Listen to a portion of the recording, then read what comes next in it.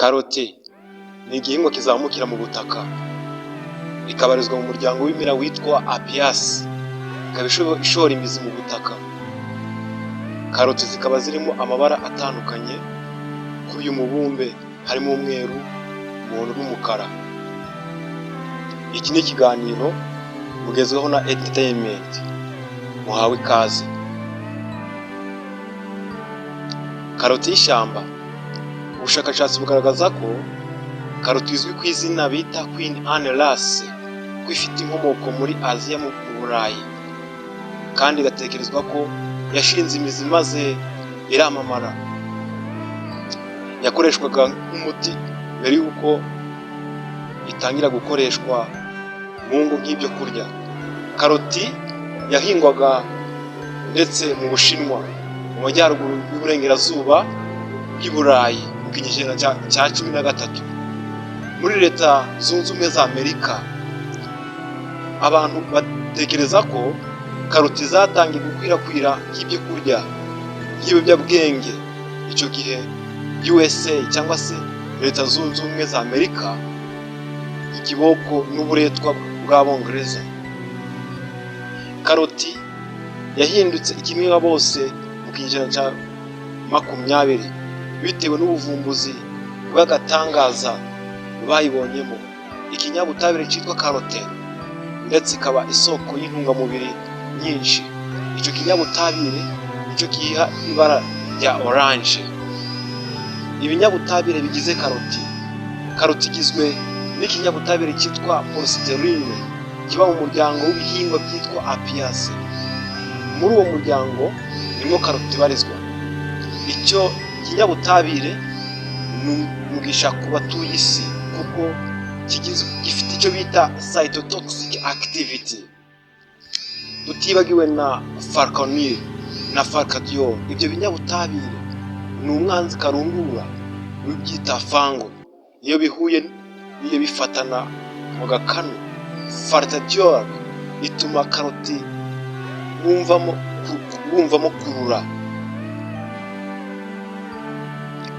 Karoti ni igihingwa, amababi ndetse n'igice gikurira mu butaka bikoreshwa nk'ibyo kurya, ariko iki gikurira mu butaka kigakoreshwa nk'imiti.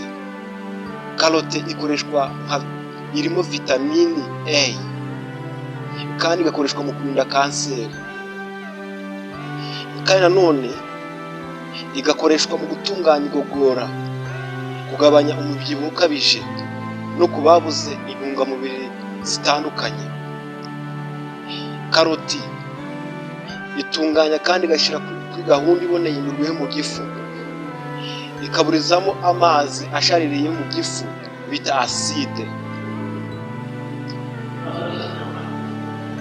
maze ntabone uko yiyongera, cyane cyane bakayirya ari mbisi cyangwa ikarangishijwe amavuta.